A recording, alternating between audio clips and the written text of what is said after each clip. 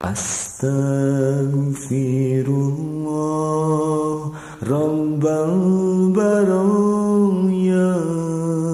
Astaghfirullah. Bismillahirrahmanirrahim. Alhamdulillahirabbil alamin. Wassalatu wassalamu ala sayyidina maulana Muhammadin sayyidil anbiya'i wal mursalin wa habibi rabbil alamin wa ala ashabil akramin wa ahli baitit tahirin wa azwajit tahirati ummatil mu'minin wa tabi'ina lahum bi ihsanin ila yaumiddin, amma ba'd. Rabbi yassir wa la tu'assir, Rabbi tamim bil khair. Qala al-mu'allif rahimahullah wa adama nafa'a bi ulumi wa barakatihi wa nafahatihi wa madati wa karamati fid darini amin. Faidatun yukrahu lil musalli, dimakruhkan bagi orang salat, az-zakari yang laki-laki, wa ghairihi dan selainnya laki-laki, khunsa wanita. Apa yang dimakruhkan?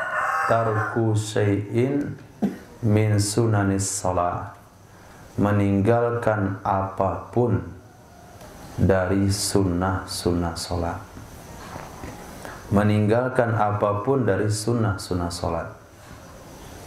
Qala Syekhuna, berkata Syekhuna Ibnu Hajar Al-Haytami, wa fi umumihi nazrun, di dalam umumnya pernyataan itu ada tinjauan. Di dalam umumnya pernyataan itu ada tinjauan. Tadi pernyataan tadi kan umum. Makruh bagi orang sholat, bagi laki-laki atau yang lainnya, meninggalkan apapun dari sunnah sholat. Nah, pernyataan yang umum seperti itu, kata Syekhuna, perlu ditinjau ulang. Perlu ditinjau ulang. Artinya beliau berpendapat tidaklah setiap meninggalkan perkara sunnah itu makruh. Tidaklah meninggalkan perkara sunnah bagi setiap orang itu makruh. Nah, bagi laki-laki mungkin makruh, bagi perempuan tidak. Nah, bagi orang merdeka makruh, bagi budak tidak.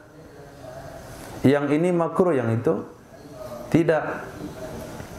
Walladhi yattajihu takhsisuhu bima warada fi nahyun aw khilafun fil wujub.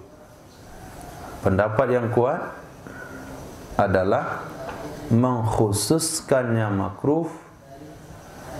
Pendapat yang kuat adalah mengkhususkannya makruh dengan perkara-perkara yang warid padanya oleh larangan. Waroda fihi nahyun. Warid, arti warid di sini ada dalil. Ada dalil padanya oleh larangan. Atau khilaf. Nah, terdapat padanya khilaf tentang wajibnya. Itulah yang makruh. Apa di antaranya? Yang di sana ada pendapat mengatakan wajib seluruh perkara sunnah salat. Contoh satu, Yusuf. Yang ada di sana khilaf wajib perkara sunnah salat.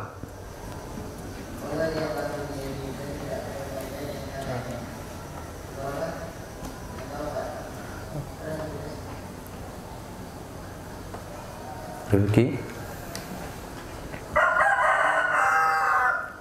Ibnu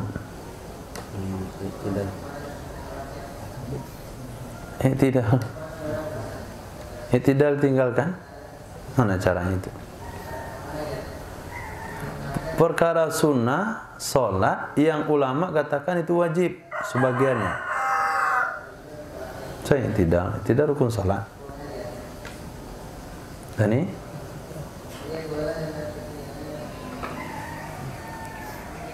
Ini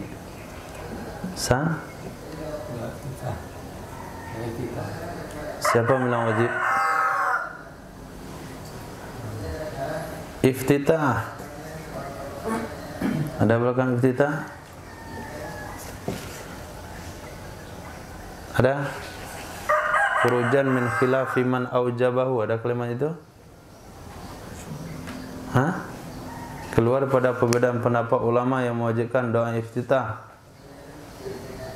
Ada? Mungkin atau maybe lah. Maybe yes, maybe no. Abu? Apa? Itu enggak sunnah itu dalam mazhab kita. Wajib dalam mazhab kita. Tapi ada khilaf yang bilang itu bukan wajib. Ini sunnah di menurut pendapat kita, tapi ada khilaf, ada pendapat lain bilang wajib. Ismail?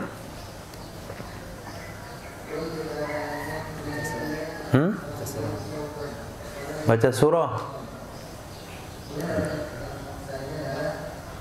Ya.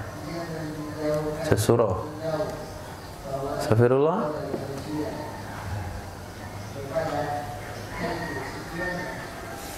Masya Allah. Pertama, meletakkan hidung.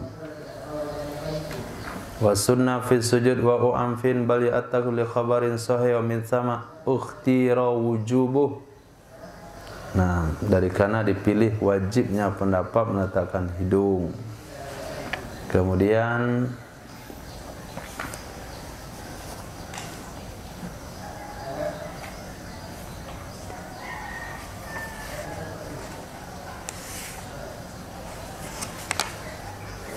kita nggak tahu ya. Surah juga nggak ingat.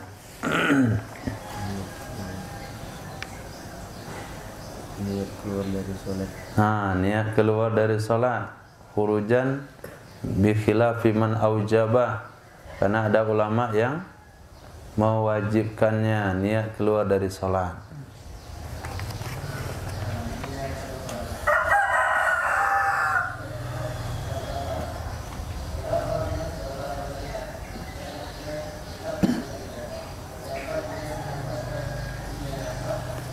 Nanti antum bilang tumakninah pada i'tidal dan duduk antara dua sujud. Karena ada ulama yang bilang enggak wajib. Itu kebalikan itu. Nah, kebalikannya, kebalikan mazhab kita. Baca basmalah. Baca basmalah pada awal surat.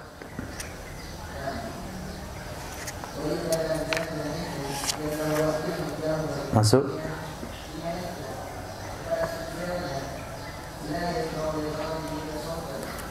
Khair. Termasuk juga doa Allahumma inni a'udzubika min adzabil qabri wa min adzabin nar wa min fitnatil mahya wal mamat wa min fitnatil masihid dajjal. Tidak ada ulama yang mewajibkannya. Jadi menurut Syekhuna Ibnu Hajar Al-Haytami, perkara sunnah-sunnah solat yang makruh ditinggalkan ada dua kategori. Satu, ada dalil yang melarang untuk meninggalkannya. Yang kedua, ada pendapat yang mengatakan wajibnya di mazhab yang lain atau di antara para ulama dalam mazhab Imam Syafi'i. Titik. Wa sunnah zikrun wa du'aun sirran akibaha ais salati. Disunahkan zikir dan doa secara sir, sendiri-sendiri, masing-masing, akibaha setelahnya, artinya sholat. Artinya yusannul israru bihima, disunahkan mensirkan, disunahkan mensirkan dengan keduanya, doa dan zikir, limunfaridin bagi orang yang sholat sendirian, wa ma'mumin dan makmum, wa imamin dan imam. Imam yang bagaimana? yang sunnah mensirkan doa dan zikir, imam lam yurid ta'limal hadirin, yang tidak punya maksud, yang tidak punya keinginan untuk mengajarkan orang-orang yang hadir.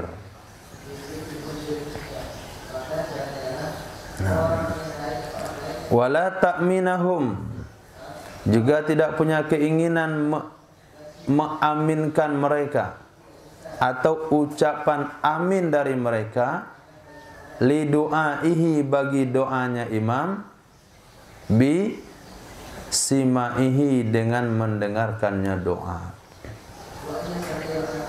Titik. Sunnah zikir sendiri, sunnah doa sendiri bagi orang salat sendirian. Yang kedua, makmum. Yang ketiga, imam. Imam yang tidak ada tujuan mengajarkan pada hadiri. Tapi kalau imamnya di pondok pesantren, itu imamnya punya tujuan mengajarkan kepada yang hadir zikir, bacaan zikir. Yang kedua, mengajarkan di segi lafaz.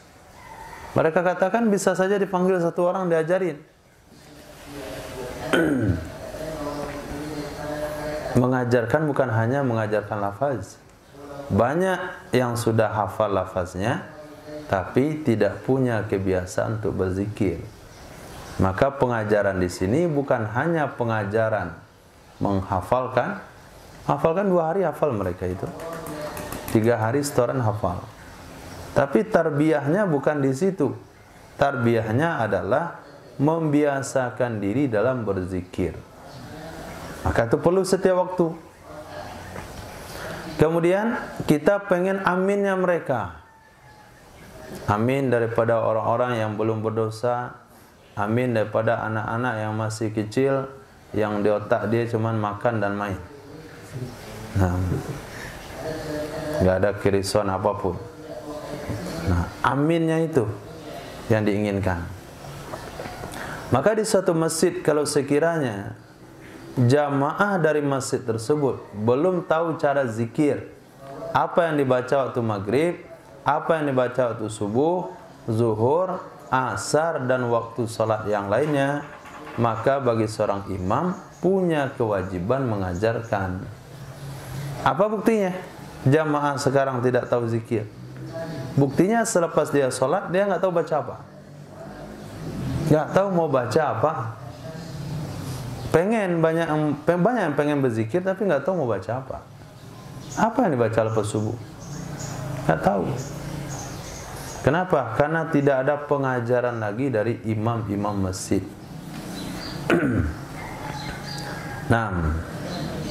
Wa warada fihi ma, warid pada keduanya zikir dan doa, ahaditsu katsiratun, oleh hadis-hadis yang banyak. Hadis itu enggak boleh bertanwin karena dia ismul ladzi la yansarif, lafaz muntahal jumu. Zakartu jumlatan minha, yang aku sebutkan jumlatan beberapa buah darinya hadis di dalam kitab saya yang berjudul Irsadul Ibad. Nah, kitab Irsadul Ibad ini termasuk kitab tasawuf karangan Imam Zainuddin Al-Malibari. Fatlubhu, maka cari olehmu akannya kitab. Nah, cari itu beli olehmu akannya kitab. Fa innahu muhim, sesungguhnya kitab itu penting. Irsadul Ibad. Titik. Warawa Imam Tirmizi, telah meriwayatkan oleh Imam Tirmizi rahimahullahu taala dari Sayyidina Abi Umamah Al-Bahili radhiyallahu an, beliau berkata, dikatakan kepada Rasulullah sallallahu alaihi wasallam, ayyud du'ai asma', manakah di antara doa yang sangat-sangat didengar? Apa maksudnya sangat-sangat didengar? Paling cepat diijabah oleh Allah. Ai aqrabu ilal ijabah, paling dekat untuk diijabah. Qala, berkata ya Nabi sallallahu alaihi wasallam, jauful lail, tengah malam. Wa duburis salawatil maktubat, dan setelah solat 5 waktu. Nah, mana pula kata Salafi enggak ada dalilnya selesai salat wajib berdoa.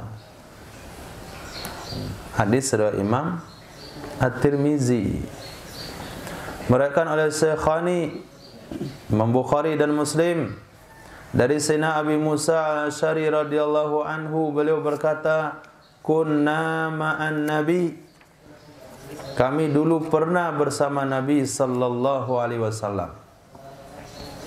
Fakunna, maka adalah kami, idza asrafna ala wadin, apabila kami naik atas lembah, atau kami datanglah, jangan naik ke lembah. Mana cara naiknya? Lembah itu turun dia. Apabila kami mendatangi sebuah lembah, halalna, kami baca tahlil. Wa kabbarna, kami baca takbir. Wartafa'at aswatuna, meninggi oleh suara-suara kami. Semangat dia. Allahu Akbar. Nah, ketika masuk kolam, bukan turun lembah, masuk kolam. Faqala Nabi sallallahu alaihi wasallam, ya ayuhan nas, wahai manusia, irba'u ala anfusikum, kasihanilah atas diri-diri kalian. Irba'u, kasihani oleh kalian atas diri-diri kalian. Nah, artinya jangan terlalu dikencangin suaranya. Terserah. Zikir itu boleh jahar, tapi jangan berlebihan. Itu maksudnya. Allahu Akbar. Cuma 3 kali. Akbar. Bisa. Jadi irba'u itu maknanya. Fa innakum, maka sesungguhnya kalian, la tad'una as-samma, tidaklah kalian menyeru akan orang yang tuli, akan zat yang tuli, wala ghaiban, tidak juga zat yang jauh. Allah itu tidak tuli, Allah itu tidak jauh. Innahu hakimun sami'un qarib, sesungguhnya Allah maha bijaksana, maha mendengar, maha dekat. Ihtajja bihil Baihaqiyyu, menjadikan dalil dengannya hadis tersebut oleh Imam Baihaqi wa ghairuhu, dan selain Imam Baihaqi, untuk israri bidzikri wa du'a, mensirkan dengan zikir dan doa.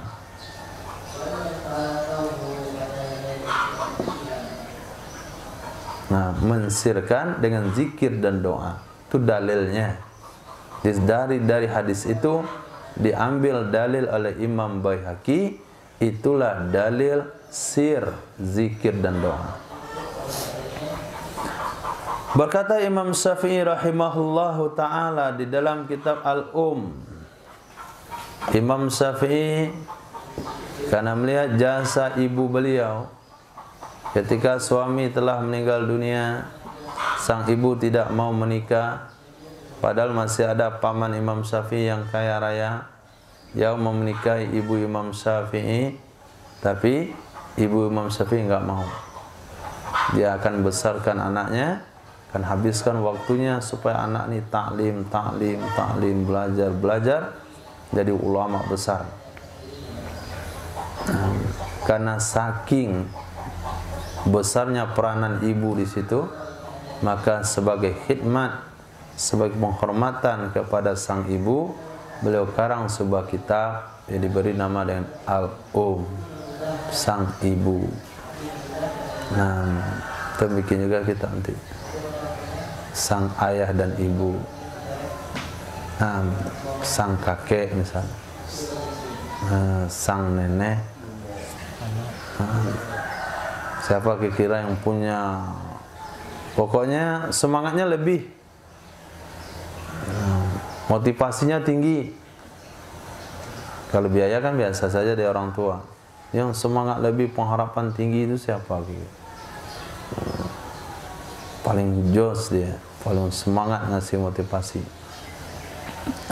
Itu karang kitab untuk beliau satu. Kakek kah, tetangga kah, siapa? Jadi berkata Imam Syafi'i rahimahullah dalam kata al-um, akhtaru lil imami, aku memilih bagi imam dan bagi makmum, ayyazkurallaha ta'ala, bahwa berzikir kedua-duanya, imam dan makmum, akan Allah subhanahu wa ta'ala setelah salam dari solat. Itu pendapat pertama. Maaf, poin pertama, bukan pendapat pertama. Poin pertama daripada Imam Syafi'i.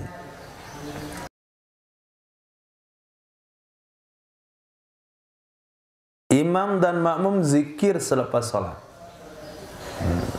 Imam zikir, makmum juga zikir. Nah, jangan langsung tancap gas. Kayak orang dikejar kepentingan melulu. Yang kedua, wa yukhfiyadz dzikra, mensirkan kedua-duanya akan zikir. Imam zikir sendiri sir, makmum zikir sendiri juga sir. Kecuali ayakuna imaman, bahwa ada ia seseorang itu imam, yuridu, yang menginginkan ia imam, ayu ta'allama min, bahwa dipelajari darinya imam, bahwa dipelajari darinya imam. Kalau sekiranya imam tersebut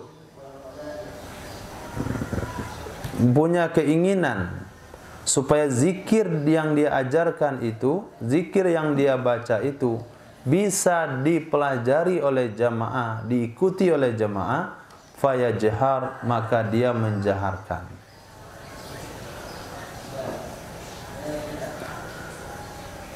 Hatta yaro, sehingga melihat ia imam, annahu, sesungguhnya zikir, qad tu'ullima min, sungguh telah dipelajari darinya imam. Kalau dia beranggapan zikirnya sudah disalin oleh makmumnya, summa yusirru, kemudian dia mensirkan, disirkan, maka tidak ada pelajaran zikir di sekolah-sekolah. Tidak ada pelajaran zikir di TPA. Atau belum ada gitu. Nanti diadakanlah. Di mana orang-orang tua kita dulu belajar zikir? Mereka itu belajar zikir daripada imamnya. Di sana mereka tahu bacaan selepas subuh ini, lepas maghrib ini, itu dari imam yang tetap, imam ratib, yang imamin mereka setiap waktu. Beda sekarang, imam mereka berganti-ganti. Tahun ini imamnya, tahun besok lain lagi imamnya. Jadi jamaah dengar zikir misalnya, bingung dia ini apa zikir apa lagi nih. Nah, bagi imam yang tetap membina masyarakat di kampung, dia telah wakafkan dirinya menjadi imam, maka dia akan ajarkan kepada jamaahnya zikir ini dan ini. Imam makmumnya dengar, cermati sendiri. Oh, subuh ni yang dibaca ya. zuhur lain lagi ya, maghrib pakai tahlilan ya, nah, subuh pakai tahlilan, ada alamat jernihnya menandarnya, berapa tuh ya? Nah, jadi mereka sedang mempelajari. Kira-kira seorang imam sudah melihat makmumnya sudah bisa belajar dan sudah menguasai zikir-zikir tersebut, maka dia akan sirkan. Maka sesungguhnya Allah Subhanahu wa taala berfirman, "Wala tajhar bis salatika wala tukhafit biha." Dan janganlah engkau jaharkan dengan salatmu wahai Muhammad. Janganlah engkau jaharkan dengan salatmu wahai Muhammad, dan jangan pula engkau sirkan dengannya salat. Yakni wallahu a'lam. Maksudnya adalah wallahu a'lam doa. Maksud salat di situ adalah doa. Wala tajhar bi du'aika, jangan engkau jaharkan dengan doamu, jangan pula engkau sembunyikan atau engkau sirkan dengannya doa. Dijaharkan jangan pula sekencang-kencangnya, disirkan juga jangan sampai dia sendiri enggak dengar. Nah, hanya mulutnya aja yang bergerak, enggak ada keluar suara. Wala tajhar hatta tusmi'a ghairak. Apa penafsiran ayat wala tajhar bis salatika wala tukhafid biha? Wala tajhar hatta tusmi'a ghairak. Jangan engkau jaharkan sehingga engkau perdengarkan kepada selainmu. Engkau perdengarkan kepada selainmu. Wala tukhafid, dan jangan engkau sirkan. Hatta la tusmi'a nafsak, sehingga tidak kamu perdengarkan kepada dirimu. Jangan pula terdengar oleh orang lain, jangan juga tidak terdengar oleh telinga sendiri, tapi oleh telinga sendiri terdengar, oleh orang tidak. Nah, itu zikirnya yang sah. Faidatun. Berkata Syekhuna Ibnu Hajar Al-Haytami, ammal mubalaghatu fil jahri, adapun berlebihan di dalam menjaharkan, adapun berlebihan di dalam menjaharkan, bihima dengan keduanya, zikir dan doa, fil masjidi di dalam masjid, bihaitsu sekiranya, yahsulu taswisun, terjadilah mengganggu atau terjadi gangguan, ala musallin atas orang yang sedang solat, payam bagi hurmatuha, maka pantas mengharamkannya berlebihan di dalam zikir. Nah, kencang kali zikirnya sehingga orang solat situ terganggu, lupa rakaat solatnya, gak kedengaran suaranya. Kalau begitu haram hukumnya. Maka zikir itu tidak jahar, tidak sekencang-kencangnya. Nah, kecuali di tempat-tempat yang bukan masjid. Nah, itu lain lagi babnya, bukan masjid. Yang kedua, bukan waktu solat. Dah selesai orang solat semua, dah pulang dah. Kita buat zikir ramai-ramai. Nah, selepas maghrib hari itu di Darussalam, nggak ada masalah lagi, karena orang nggak ada lagi yang sholat. Jadi kategorinya adalah satu masjid, yang kedua ada orang sholat atau ada orang tidur situ.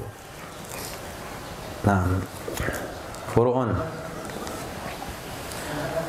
Yusannu iftitahud du'ai, disunahkan mengawali doa dengan alhamdulillah, memuji Allah Subhanahu wa taala. Yang kedua, wassalati 'alan nabi, dan berselawat kepada Nabi sallallahu alaihi wasallam. Dan khatmu bihima. Nah, menutup dengan keduanya puji dan selawat. Wassallallahu ala sayyidina maulana Muhammadin wa ala alihi washabihi ajmain. Itu selawat alhamdulillahirabbil alamin. Dan juga sunnah ditutup dengan amin. Nah, amin. Mengangkat kedua tangannya seseorang yang suci, keduanya dua tangan, hazwa mangkibai, sejajar dengan dua bahunya. Nah, sejajar dua bahu. Tidak boleh tangan kotor, tangan bersih. Kalau satu kotor, satu tangan saja. Nah, yang nggak ngangkat kedua tangan tuh, di tangannya kotor kedua-duanya. Nah, kamu senuzan aja. Diangkat sejajar dengan bahu, bukan sejajar yang pusar, itu sejajar yang kepala. Nah, yang sejajar kepala itu nggak minta. Taruh di lutut. Amin. Amin. Sejajar yang bahu. Itu ada berdoa. Kemudian mashul wajhi bihima, mengusap wajah dengan keduanya dua telapak tangan, ba'dahu, setelahnya doa. Kemudian disunahkan juga istiqbalul kiblati, menghadap kiblat, halatad dzikri, ketika berzikir, awid du'ai, atau berdoa. Ingkana, jika adalah orang tersebut munfaridan, orang yang sholat sendirian, atau makmum. Jadi sunnah zikir dan doa menghadap kiblat bagi imam atau makmum. Bagi orang yang sholat sendirian atau makmum. Imam bagaimana?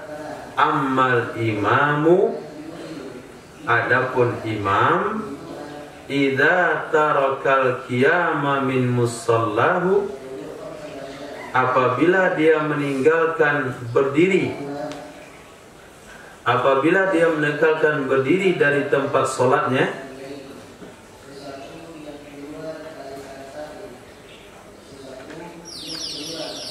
alladhi huwa afdalu lahu, yang dianya berdiri itu lebih baik baginya,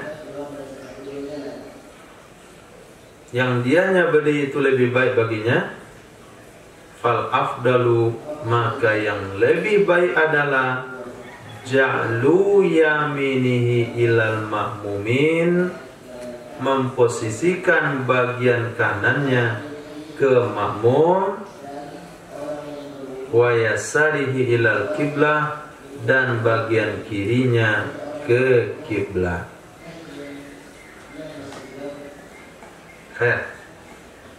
Pilihan pertama yang terbaik bagi imam adalah,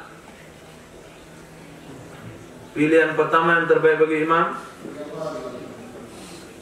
selesai sholat apa?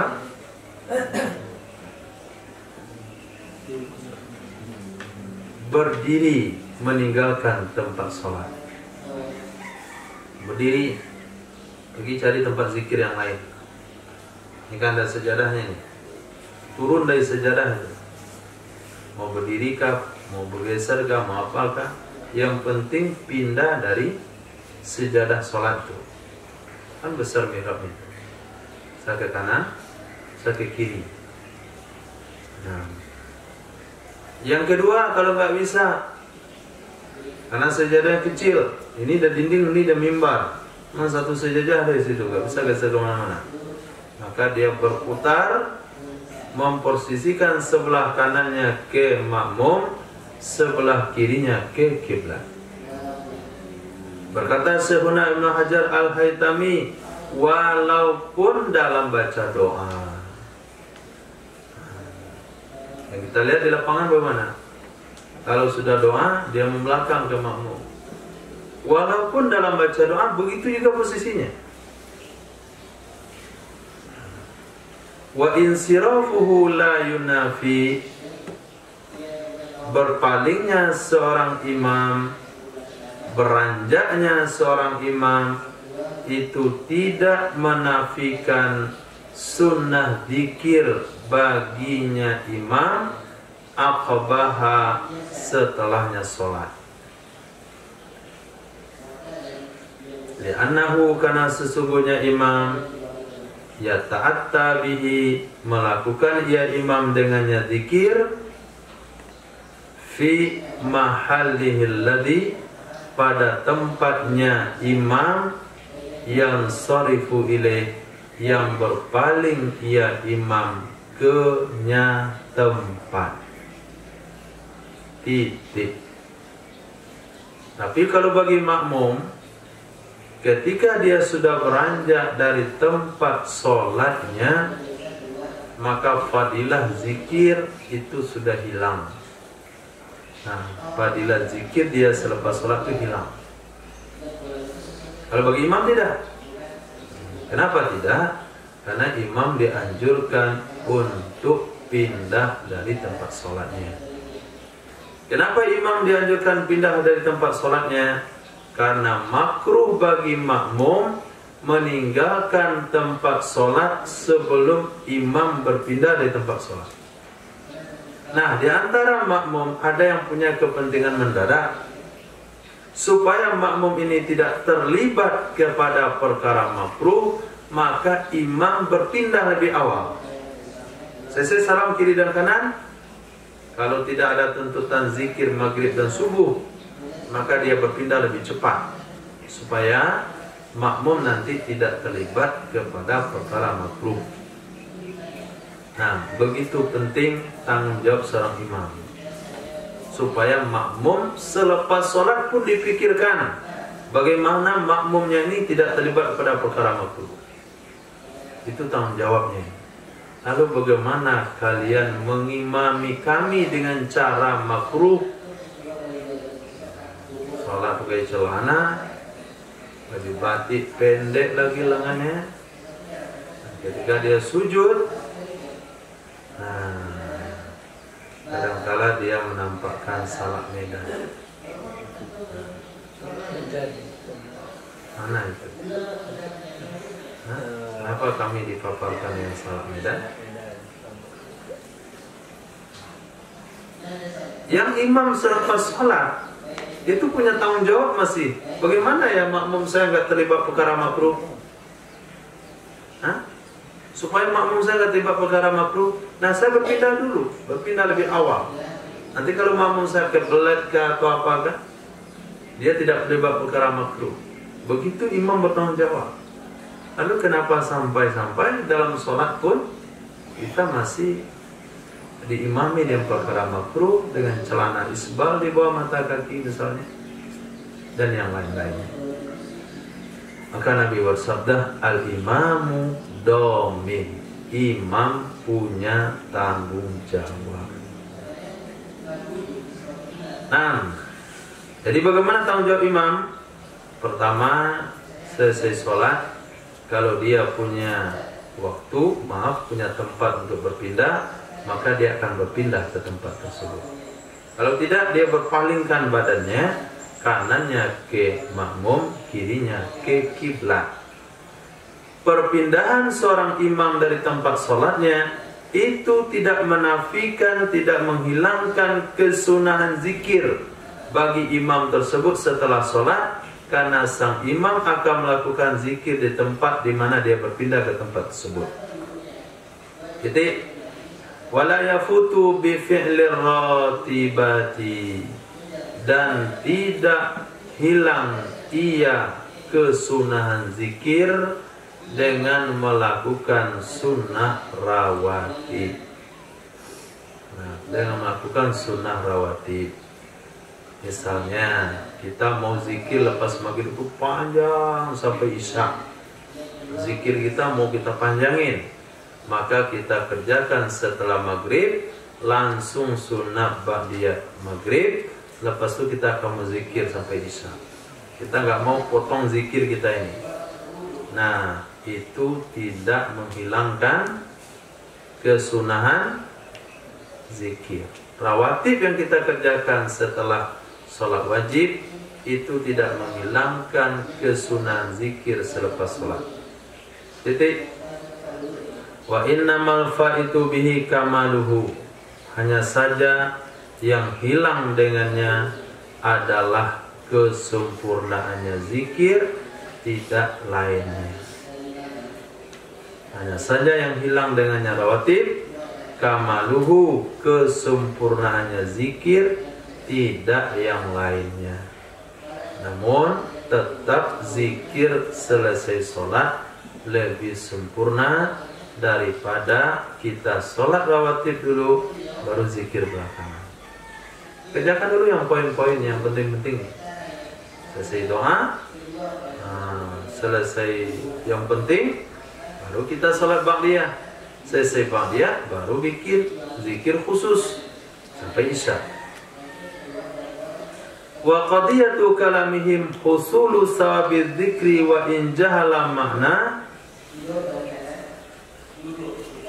Dan tuntutan atau qadiyah, maksud dari pembicaraan mereka ulama fikih adalah hasil pahala zikir walaupun seseorang tersebut tidak tahu makna zikir.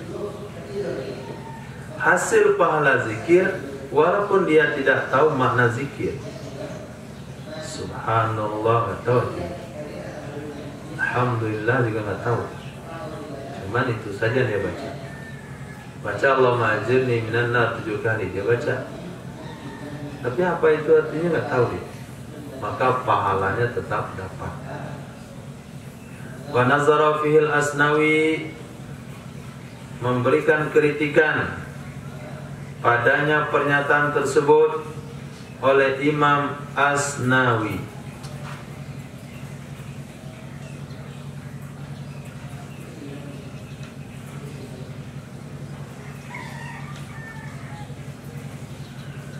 Nah, jadi kata Imam Asnawi, enggak, zikir itu masih tahu dia baru dapat pahala.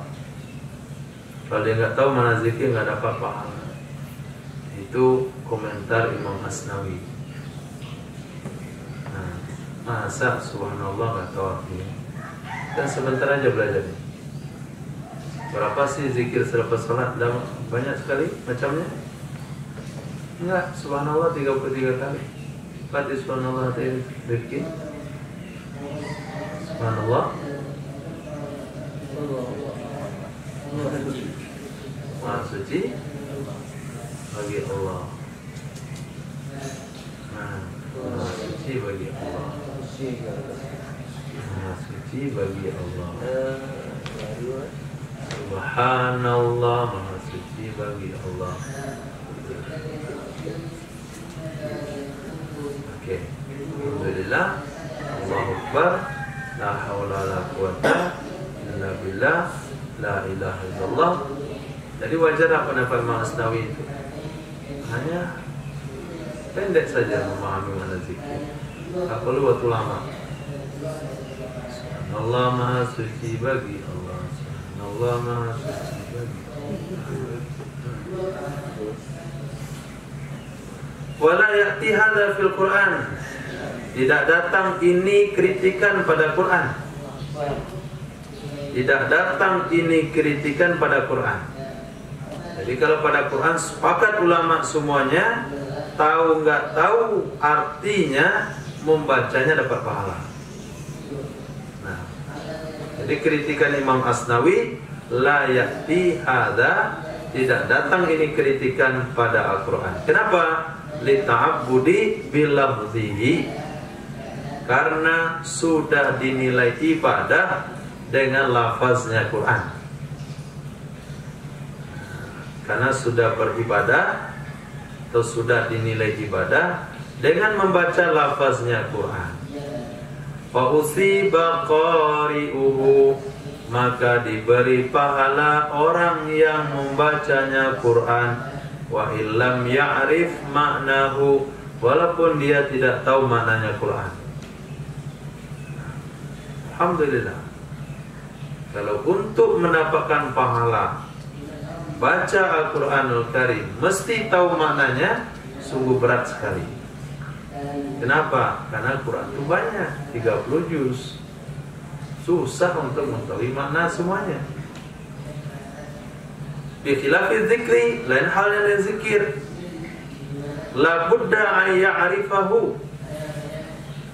Mesti bahwa dia tahu akannya makna zikir. Mesti bahwa dia tahu akan makna zikir. Walaupun secara ijmal, global. Walau biwajhin, walaupun secara global. Alhamdulillah artinya memuji Allah. Itu alhamdulillah. Subhanallah artinya maha suci bagi Allah. Nah, maha suci itu apa? Enggak tahu, pokoknya maha suci. Itu kan arti global, itu kan cukup. Nah, la haula wala quwata illa billah. Tidak ada kekuatan dan daya upaya kecuali dengan Allah. Apa artinya kita ada kekuatan dan daya upaya? Ya, itulah artinya yang saya tahu. Nah, itu aja dah cukup. Nah, intaha.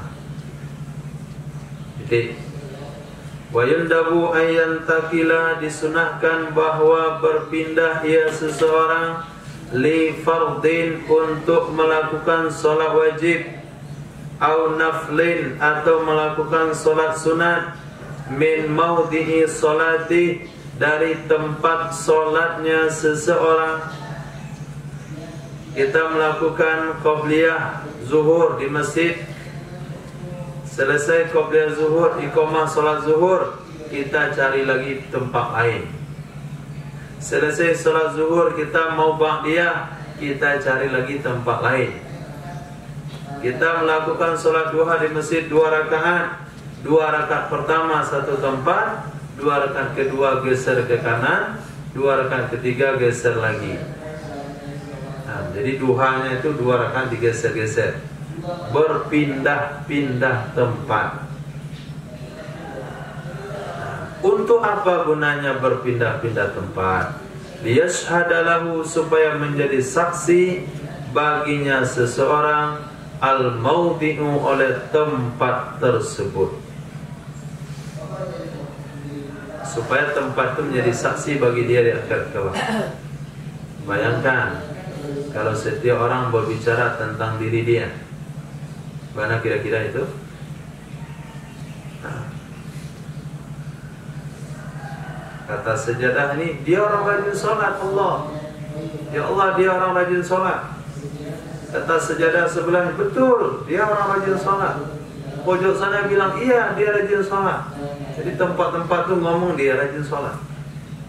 Tapi kalau tempat itu saja, ya Allah, dia sering sholat tempat saya. Yang lain, nggak ada komentar? Nggak ada. Nah, kenapa? Qobliyah, ba'diyah, sholat wajib, sunnah, sholat duha, sholat tahiyat, itu aja deh. Nah, masuk sholat tahiyat masjid situ, duha situ, qobliyah situ, zuhur situ, ba'diyah situ, doa situ, kemudian pulang. Dari seluruh sholat tadi, hanya satu tempat mengatakan dia telah sholat di tempat saya beberapa kali. Dia habis. Tapi walaupun dikit, di sini 2. Nah, mulai pada shaf kanan ittihad sampai kiri ittihad tuh menjadi saksi bagi dia. Nama dia sholat tahiyatul masjid di sini, kemudian sholat duha di sini, hajat di sini, duha lagi di sini, istikharah di sini, Jumat di sini, dia Jumat di sini, sholat minta mati sebelah situ. Panjang.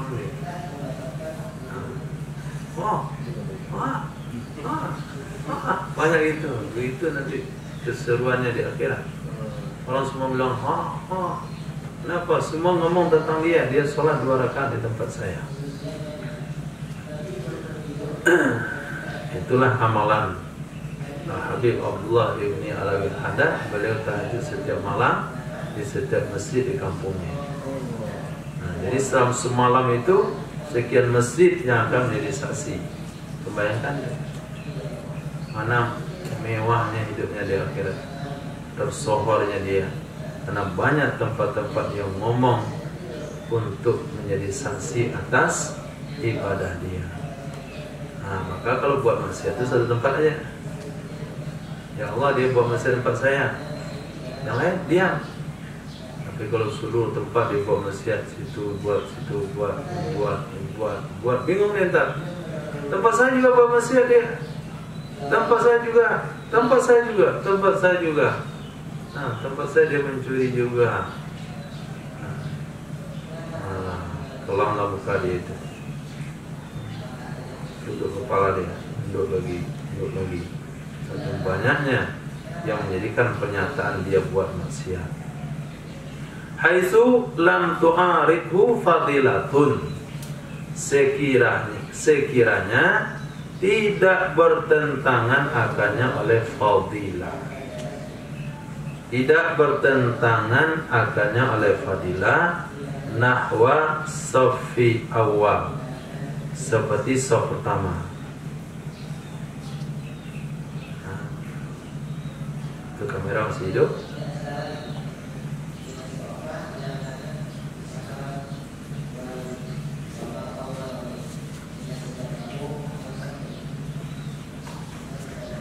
Nah, tidak bertentangan dengan fadilah seperti saf pertama.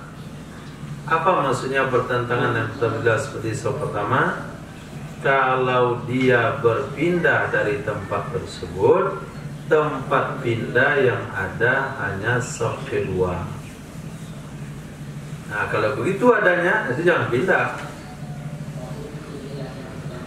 Dia ada di saf pertama. Kalau dia pindah, akan pindah ke saf kedua. Gak ada tempat lagi saf pertama. Kalau begitu gak usah pindah. Kenapa? Kalau dia pindah justru ke tempat yang tidak lebih baik. Minimal sama baiknya. Atau kepada yang lebih baik. Jadi apa solusinya kalau dia gak bisa pindah? Fa'ilam yantakil, apabila dia tidak bisa pindah karena pertimbangan tadi, kalau dia pindah justru ke tempat yang tidak lebih baik, dia pindah ke kiri imam misalnya, dia pindah ke saf kedua dari saf pertama, maka caranya adalah fasala bi kalami insanin, maka dia memisahkan dengan kalam manusia. Ia pisahkan dengan kalam manusia. Apa maksudnya dengan kalam manusia? Berbicara kepada manusia. Selesai dia doa, mau sholat sunat, lihat ke kiri, kosong. Ada dia di kanan. Lihat ke belakang, kosong. Ada di saf pertama. Kalau saf pindah ini nggak baik. Pertama di belakang nggak ada sutratul musolli, sekarang ada sutranya. Oh, itu ngomong dia sama kawan di kanan. Assalamualaikum Pak.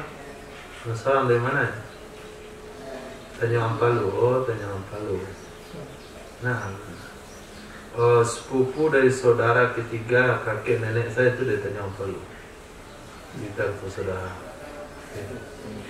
Salah nih. Orang tadi mau sholat sunat nggak jadi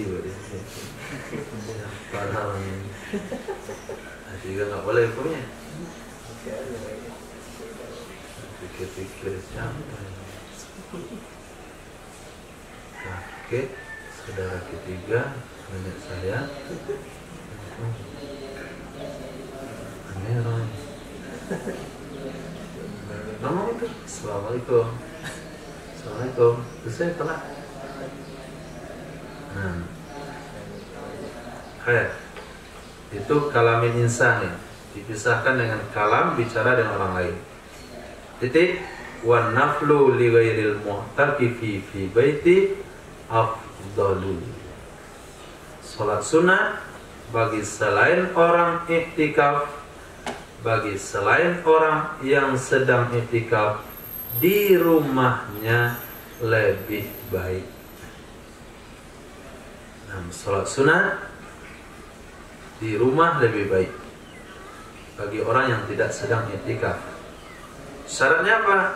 In amina fautahu, jika dia aman akan terlewatkannya sholat. Kalau sampai di rumah tetap sholat, nggak akan terlewatkan. Au tahawunan bihi, atau meenteng-enteng, meringan-ringan dengannya sholat.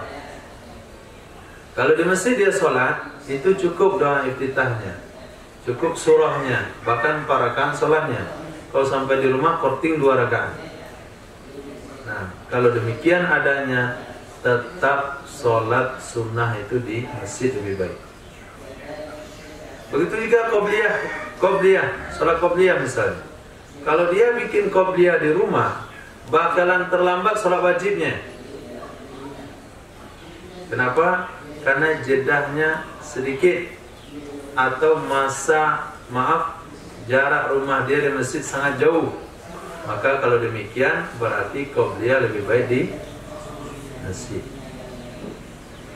Kecuali fi nafilatil mubakkiri lil jumu'ah, pada sholat sunat orang yang berangkat di pagi hari bagi sholat Jumat.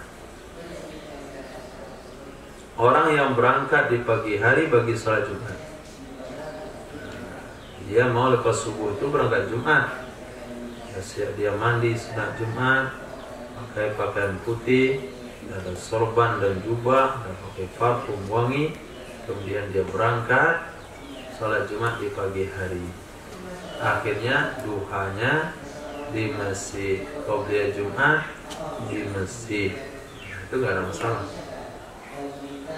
Atau masunnah fil jamaah, sholat-sholat yang disunahkan padanya berjamaah, sholat-sholat yang disunahkan padanya jamaah. Kalau sholat-sholat yang disunahkan berjamaah itu sunnah dikerjakan di masjid. Apa sholat sunnah yang disunahkan berjamaah? Tarawih,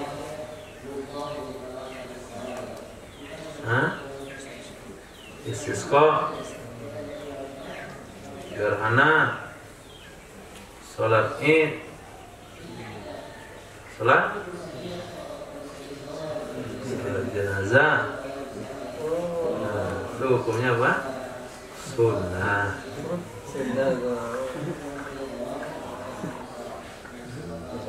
Beralih ada hukumnya.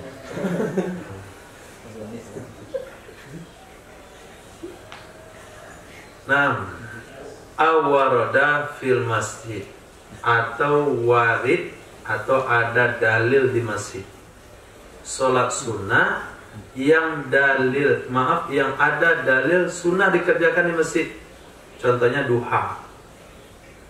Duha itu termasuk sholat sunnah yang tidak disunahkan berjamaah, tapi sunnah dikerjakan di masjid.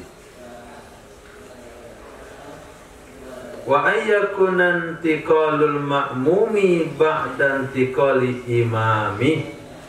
Nah, itu juga disunahkan bahwa adalah berpindahnya makmum setelah berpindah imamnya.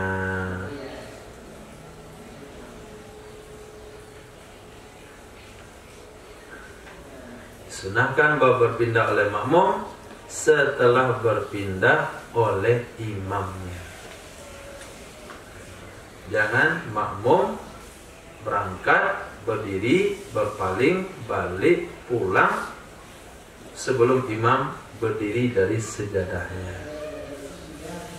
Nah, kalau sekiranya dia kerjakan seperti itu, maka makruhlah hukumnya, karena dia telah meninggalkan perkara sunnah.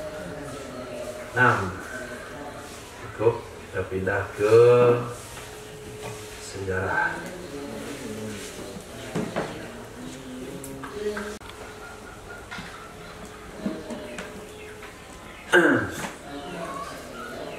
Mana lagi?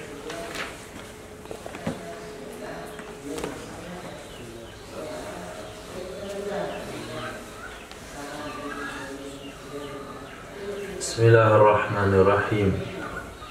Walamma ikhtalafat kalimatul arabi, dan tatkala berselisih kalimat Arab. Artinya kalimat itu apa ya? Pendapat orang-orang Arab fima bainahum, di antara sesama mereka, fima bainahum, pada sesuatu di antara mereka, wasyaqqat asal ulfa, dan telah belah tongkat kasih sayang.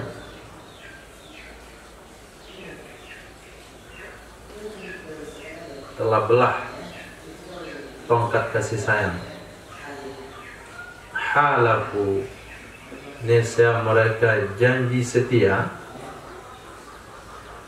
kepada Yahudi atas diri-diri mereka.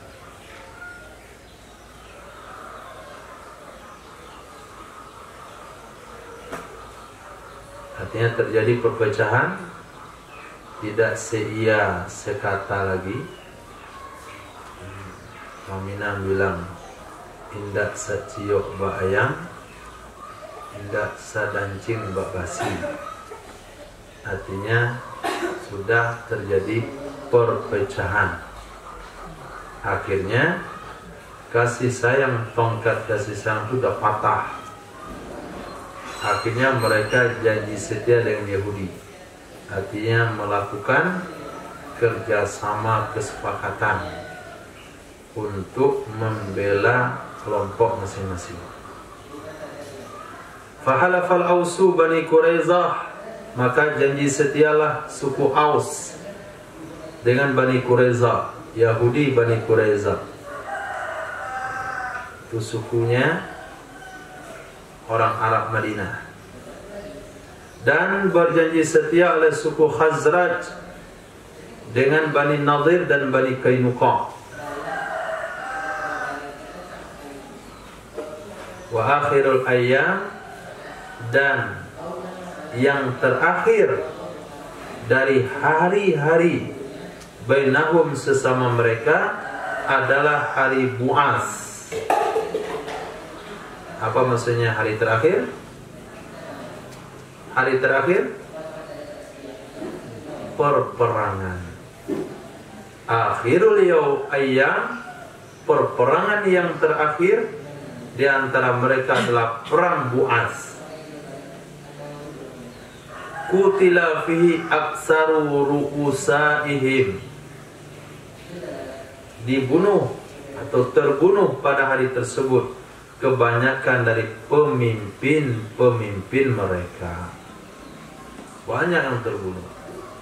Walam yabqa, dan tidak ada yang tersisa kecuali Abdullah bin Ubay bin Salul dari Khazraj dan Abu Amir Ar-Rahib dari Aus.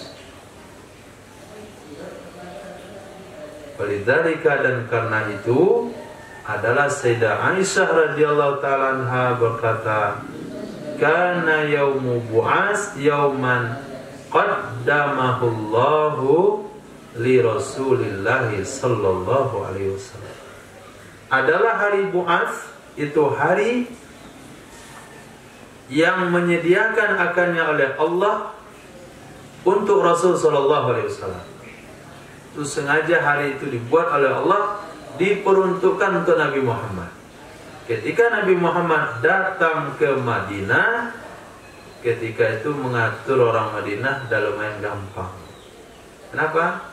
Di Khazraj tinggal Abdullah bin Ubay bin Salul, pemuka masyarakatnya. Yang lain dah mati semuanya. Di Aus tinggal Abu Amir. Jadi kan gampang. Coba negosiasi sama masyarakat yang banyak pemukanya.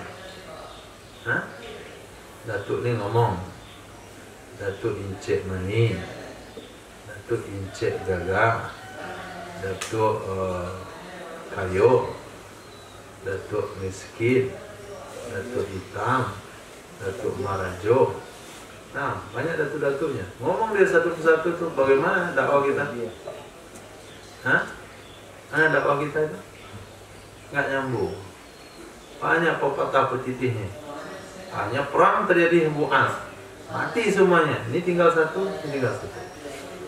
Nah, musyawarah, nggak mungkin musyawarah dia berdua, dia ada kelompok yang bermusuhan, seperti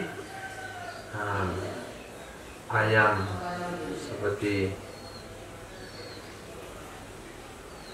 penggeraknya susah, kucing lah, kucing sama anjing, nggak pernah berkawan. Nah, waqad khatara bibali ru'usa'il aus, sungguh terlintas di hati pemuka-pemuka suku Aus ayyuhalifu, bahwa mereka akan janji setia dengan Quraisy atas Khazraj. Nah, itu yang terlintas oleh suku Aus. Ayo, kita dah hancur sekarang, kita bikin kesepakatan janji setia kerjasama militer dengan Quraisy, kita habisi Khazraj itu. Itu yang terlintas di benak Aus. Farsalu Iyas bin Mu'az, lalu mereka kirim delegasi mereka yang bernama Iyas bin Mu'az dan Abul Haisar Anas bin Rafi' bersama satu jamaah yaltamisuna dalikal hilfa fi Quraisy. Mereka memohon, mereka meminta akan demikian janji setia kerjasama militer pada Quraisy. Falamma ja'u Makkah, maka tatkala mereka telah datang ke kota Makkah, ja'ahum Rasulullah, telah datang kepada mereka oleh Rasul sallallahu alaihi wasallam. Sebelum mereka jumpa dengan Quraisy, mereka lebih awal dijumpai oleh Nabi sallallahu alaihi wasallam. Wa qala hal lakum fi khairin mimma ji'tum lah, apakah bagi kalian pada kebaikan, apakah bagi kalian pada kebaikan dari sesuatu yang kalian datang baginya?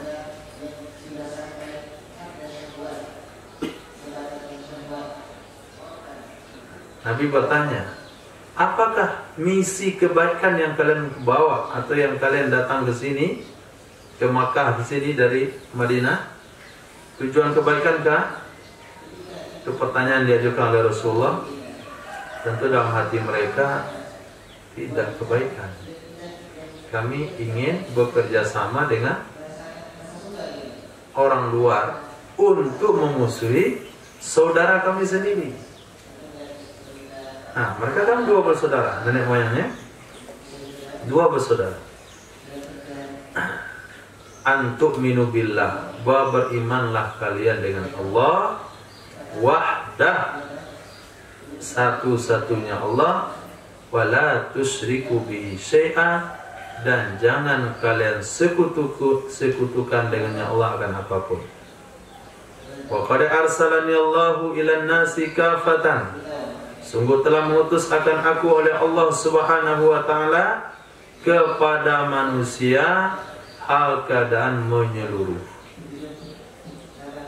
Summa tala alaihimul Qur'an, kemudian membacakan ya Nabi kepada mereka suku Aus akan Al-Qur'anul Karim. Berkatalah Iyas bin Mu'az, ya kaum, hadza wallahi khair, wahai kaumku, ini demi Allah itu lebih baik, mimma ji'na lahu, dari sesuatu yang kita datang untuknya. Ini lebih baik nih daripada kita bikin perjanjian dengan Quraisy. Fahasabahu Abu Haisar, fahasabahu Abul Haisar. Apa di hasoba? Ada di bawah hasoba?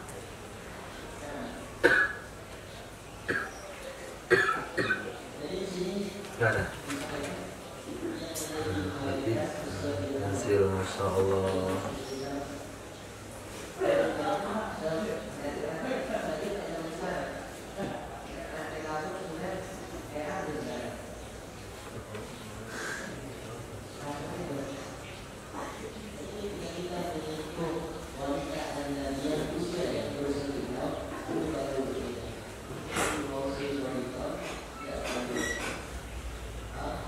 Hasobah, mengalasi, mengeraskan, melempar dengan kerikil, menjauhkan diri.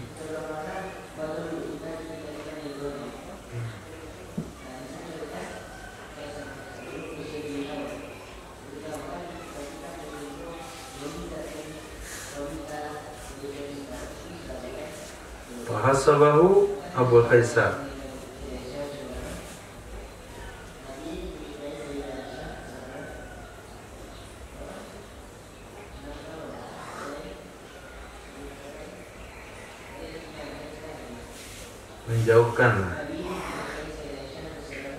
menjauhkan diri, melempar dengan kerikil,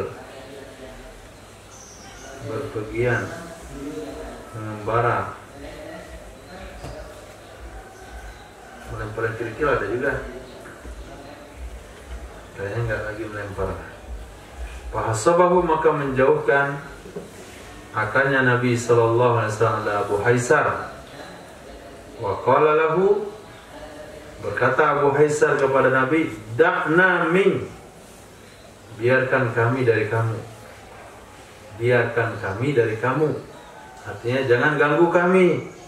Laqad ji'na li ghairi hadza, demi sungguh kami datang bukan untuk ini.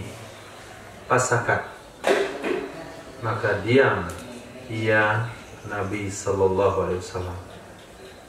Nah, Nabi akhirnya diam karena dibantah oleh Abu Haisar. Padahal Iyas bin Mu'az sudah setuju, sudah sependapat. Nah, itu bayangannya. Kalau sekiranya orang pemuka Aus dan Khazraj itu masih hidup semuanya, begitulah bentuknya itu. Itu baru 2 orang yang memimpin. Memimpin 2 orang. Satu percaya, satu membantah. Batu Islamil Ansar, permulaan Islamnya orang-orang Ansar. Walamma ja'al mausimu, tak kala datanglah musim haji.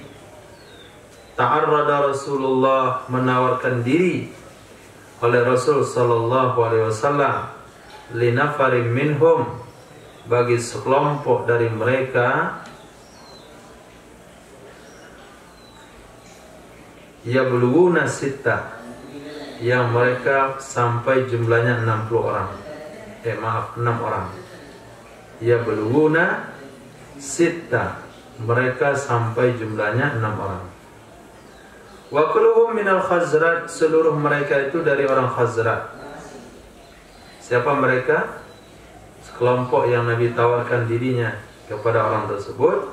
Mereka itu adalah As'ad bin Zurarah, Auf bin Haris dari Bani Najjar, Rafi' bin Malik dari Bani Zuraik, Qutbah ibni Amir dari Bani Salamah, Uqbah bin Amir dari Bani Haram, Jabir bin Abdullah dari Bani Ubaid ibni Adi.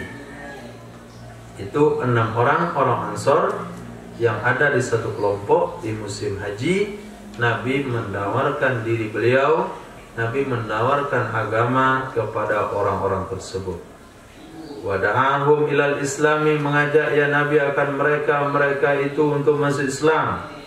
Wa ila muawanatihi, dan mengajak kepada membantunya Nabi sallallahu alaihi wasallam dalam mentabligkan, menyampaikan risalah Tuhannya Nabi sallallahu alaihi wasallam. Qala ba'duhum li ba'din, maka berkatalah sebagian mereka bagi sebagian yang lain. Apa katanya? Innahu lan nabi, sesungguhnya orang itu sungguh nabi. Alladzi kanat ta'idukum bihi yahud, Nabi yang ada menjanjikan akan kalian dengannya Nabi oleh bangsa Yahudi. Yahudu itu adalah isim dari kana. Nabi yang ada menjanjikan akan kalian dengannya Nabi oleh Yahudi. Kanat butuh kepada isim, ta'idu butuh kepada fa'il. Nah, kanat dan ta'idu adalah dua amil yang memperebutkan satu makmul, yaitu Yahud. Jadi terjadilah situ dengan tanazu'. Nah, mana isimnya kanat? Yahud. Mana fa'ilnya ta'idu? Yahud. Kalau kita uraikan kalimatnya, kanatil yahudu ta'idukum bihi. Yang adalah Yahudi itu menjanjikan Yahudi akan kalian dengannya Nabi. Itulah Nabi itu yang Yahudi sering ngomong-ngomong selama ini. Awas kalau muncul Nabi akhir zaman, kami akan berperang dengan mereka, kami akan bumi hanguskan kalian semuanya. Hampir setiap waktu Yahudi ngomong begitu kepada orang-orang Madinah. Orang Madinah bilang, oh itulah Nabi itu yang Yahudi ngomong selama ini, yang ngancam-ngancam kita. Fala yasbiqannakum ilaih. Jangan sekali-kali dia mendahului kalian kepadanya Nabi. Nah, jangan sampai dia duluan beriman. Kalau dia duluan beriman, kita yang akan dihabisi. Mendingan kita duluan beriman. Wa amanu bi. Lalu berimanlah mereka dengannya Nabi sallallahu alaihi wasallam, wasaddaquhu, dan mereka membenarkan akannya Nabi sallallahu alaihi wasallam. Wa qalu, mereka mengatakan, inna tarakna qaumana. Sesungguhnya kami meninggalkan kaum kami. Bainahum minal adawah, sesama mereka dari permusuhan. Ma bainahum, sesuatu yang ada sesama mereka. Pokoknya sesama mereka itu musuhan dah. Musuhan yang sudah menjadi darah daging yang diwariskan kepada keturunannya, permusuhan tersebut. Fa'in ya jama'ahumullahu alaika fala rajula a'azza minka. Maka jika mengumpulkan akan mereka oleh Allah, jika mengumpulkan akan mereka oleh Allah di atas kamu, maka tidak ada siapapun yang lebih agung dari kamu. Tidak ada orang yang lebih tinggi dan mulia dari kamu. Kalau kamu sempat menyatukan dua suku kami itu, dua suku besar Madinah, maka nggak ada yang bisa mengalahkan. Nah, mereka musuhan dari dulu sudah. Itu yang dikatakan oleh suku Khazraj kepada Nabi sallallahu alaihi wasallam. Ternyata mereka juga menginginkan perdamaian. Mereka juga bosan dengan perperangan.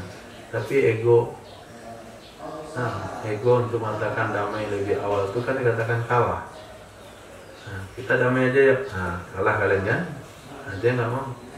Bilang aku kalah, dia nggak mau. Aku kalah aja sudah. Sudah kalah. Sudah selesai. Nah, tapi untuk mengajak perdamaian itu menunjukkan kekalahan. Padahal mereka dari satu orang ayah, nenek moyangnya itu dari satu ayah.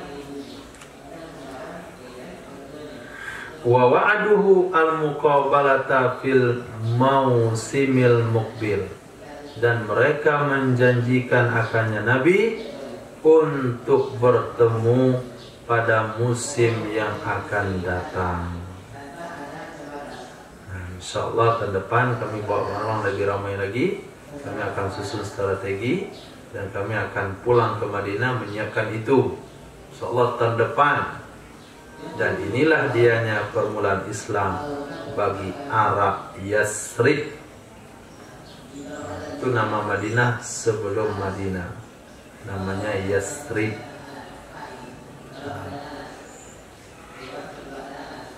Titik Al-Uqbatul Ula, perjanjian pertama. Falamma kana al-amul muqbilu, maka tatkala adalah tahun depan yang dijanjikan tadi sudah tiba, qadima isna asyara rajulan, telah datanglah 12 orang laki-laki. Datang 12 orang laki-laki dari Madinah bertemu dengan Nabi di Makkah di musim haji. Minhum, di antara mereka 12, asyaratun minal Khazraj, 10 orang dari suku Khazraj, wasnani minal Aus, 2 orang dari suku Aus. Itu orang Arab dulu ya, tahu sekarang. Mereka itu berperang, tapi seperti waktunya perang, waktu nggak perang, ya damai. Mereka kerjasama. Kenapa? Mereka sama-sama dari satu suku, satu bangsa. Nah, Papua gitu juga. Musim perang. Nah, musim memberontak ramai-ramai. Nah, damai dah, selesai dah. Seperti dia mau perang suku nih, datang polisi mendamaikan. Pak, minggir Pak. Kalau kena panah dan nggak tanggung jawab, kami mau perang. Nah, polisi nonton ini. Seperti itu. Nggak sembarang tembak, polisi tembak. Enggak, dia sportif juga.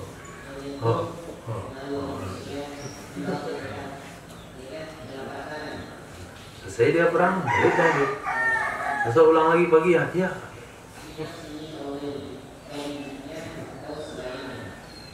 Nih, masih perang nih. Tapi mereka datang menemui Nabi 12 orang. 10 dari Khazraj, 2 dari Aus. Mereka nggak khawatir. Jangan kita dibunuh nanti 2 orang. Enggak. Mereka nggak ada khawatiran begitu. Nah, mereka adalah As'ad bin Zurarah, Auf, dan Mu'az. Kedua-duanya putra Haris, dan Rafi' bin Malik. Kemudian Zakwan bin Qais, kemudian Ubadah bin Samit, kemudian Yazid bin Sa'labah, kemudian Abbas bin Ubadah, dan Uqbah bin Amir, dan Qutbah bin Amir, dan mereka semua dari Khazraj. Itu semuanya nanti jadi sahabat Nabi SAW. Kemudian Abu Haitham bin Tayhan, Waim bin Sa'idah, kedua-duanya dari Aus. Itu semua 12 orang. Fajatamahu bihi, maka berkumpullah mereka dengannya Nabi sallallahu alaihi wasallam di dekat Aqabah. Di dekat Aqabah, di mana itu? Di mana? Di mana? Di mana? Jamratul Ula, Jamratul Wusta, dan Jamrah Aqabah. Nah, di situ mereka kumpul. Wa aslamu, mereka Islam, wa bay'u, dan mereka membaiat Rasul sallallahu alaihi wasallam ala bai'atin nisa, atas bai'at nisa. Apa itu bai'at nisa? Apa itu bai'at nisa? Isi perjanjian Nabi kepada wanita yang disebutkan dalam Al-Quran. Apa bunyi ayatnya? Fabayyihunna alla yusrikna billahi syai'a. Kemudian wala yaznina wala yasrikna wala yaqtulna auladahunna wala yatina bi buhtanin yaftarinahunna baina aydina wala yaqsinaka fi ma'ruf. Nah, itu maknanya bai'atin nisa, isi kandungan bai'at. Wazalika, dan demikian sebelum diwajibkan perang. Nah, sebelum dimajukan perang, karena belum ada jihad perang, bai'at perang itu belum ada. Ala alla yusriku billahi syai'a, untuk tidak mereka mensekutukan dengan Allah akan apapun. Wala yasriku, dan tidak mereka mencuri wala yaznu, dan tidak mereka berzina, wala yaqtulu auladahum, dan tidak mereka membunuh anak-anak mereka, wala ya'tuna bi buhtanin, dan mereka tidak melakukan dengan kebohongan, yaftarunahu baina aidihim, yang mereka reka-reka akannya kebohongan antara tangan-tangan mereka dan kaki-kaki mereka, wala yaqsunahu fi ma'ruf, dan mereka tidak maksiat kepada Nabi dalam perkara ma'ruf 6 hal. Fa in wafau wafaya wafau, maka jika mereka menepati perjanjian tersebut, falahumul jannatu, maka bagi mereka adalah surga.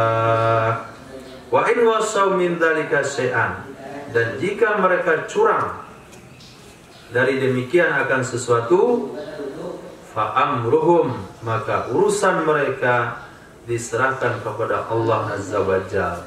Insya'a ghafara, jika Allah mau Allah akan maafkan, wa insya'a adzaba, jika Allah mau Allah akan azab.